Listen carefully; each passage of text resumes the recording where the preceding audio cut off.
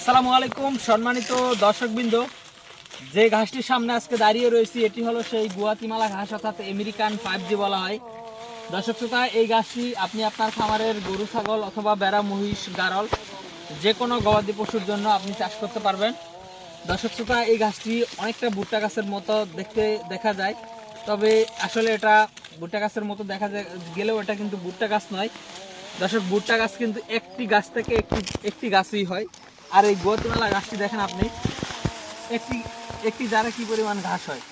দর্শক, এটা দেখলেই বুঝে যাবেন যে আসলে এটি ভুট্টা গাছ নয়, এটি আসলে ঘাস, এটি কিন্তু গুয়াতিমালা ঘাস। দর্শক, এই ঘাসটি আমরা যথেষ্ট পরিমাণে লাগিয়েছি, তবে এটি যেহেতু কাটিং জার্মিনেশন হয় কম বা কাটিং হতে সময় বেশি লাগে, বিশেষ করে কাটিং যেহেতু জার্মিনেশন কম হয়, সে কারণে এর আগে আমরা যাদেরকে কাটিং দিয়েছি অনেকেই অবজেকশন দিয়েছে যে ভাই এটা কাটিং তেমন বেশি হয় না।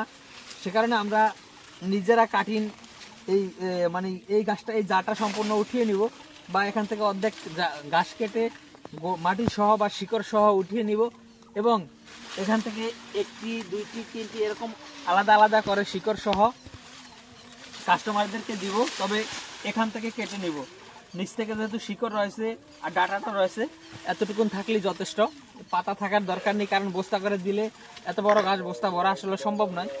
এখান থেকে কেটে দিলে ডাটা এবং শিকড়, এই দুইটা জিনিস যদি থাকে, আপনারা এই শিকড়টা মাটির নিচে এরকম সোজাভাবে দাঁড় করিয়ে লাগিয়ে দিবেন, এবং লাগানোর পরে আপনারা 1 মাস অর্থাৎ 30 দিন মাটি ভিজা রাখবেন।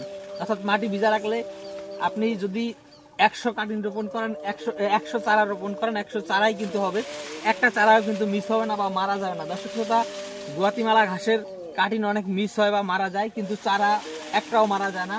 100% জার্মিনেশনের গ্যারান্টি দিয়ে এই ঘাসের চারাগুলো কিন্তু আমরা দিচ্ছি। দর্শক, আপনারা যারা এই গুয়াতিমালা ঘাসের চারা সংগ্রহ করতে চান, তারা অবশ্যই আমাদের স্ক্রিনে দেওয়া নম্বরে যোগাযোগ